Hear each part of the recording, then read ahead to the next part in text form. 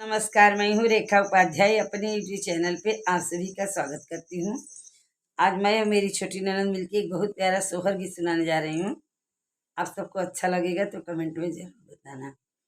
धनी धनी भाग्य ललनवा तुलिहल जनमवा हो ललना उतरना हमारे अंगनावा गगनवा के छनवा हो ललना उतरना हमारे अंगनावा गगनवा के छनवा।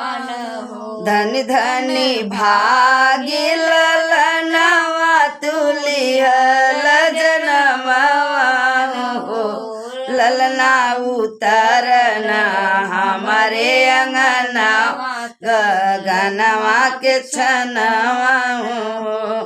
माई अकेले सजावली बाबूजी के लावले हो ललना तोहरा के गोदिया में ले के सोहरवा सुनावले हो ललना तोहरा के गोदिया में ले के सोहरवा सुनावली। माई अकेले सजावली बाबूजी के लावले हो ललना तोहरा के गोदिया में ले के सोहरावा सुनावले हो ललना गोदिया में तोहरा के ले के सोहरावा सुनावेली हो ललना उतरना हमारे अंगनवा गगनवा के छनवा हो ललना उतरना हमारे अंगनवा गगनवा के छनवा हो। आजू के दिन मन जाने कैला काहे मनवा हो बबुआ गोदिया में लोई के दिलायली आपन ललनवा हो बबुआ गोदिया में ले के खिलावली आपन ललनवा।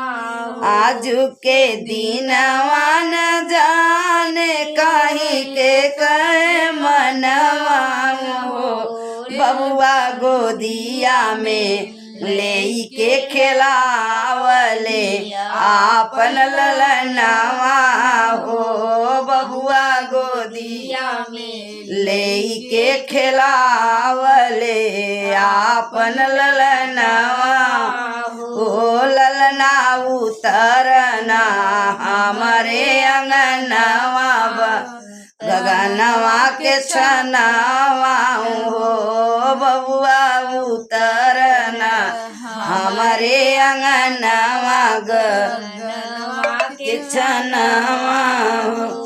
माई आशीष दियली तोहरा के आजू के दिनवा होल बबुआ बड़ा होई के कईर उजागिर कुलावा के नमावा हो बबुआ बड़ा होई के करिया उजागिर कुलावा के नमावा।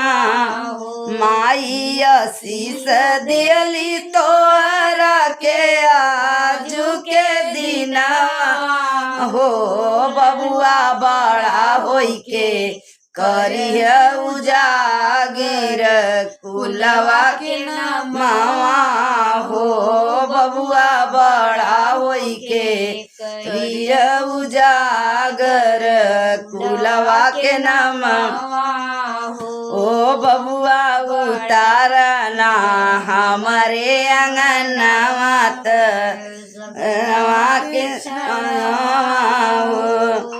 ननदी।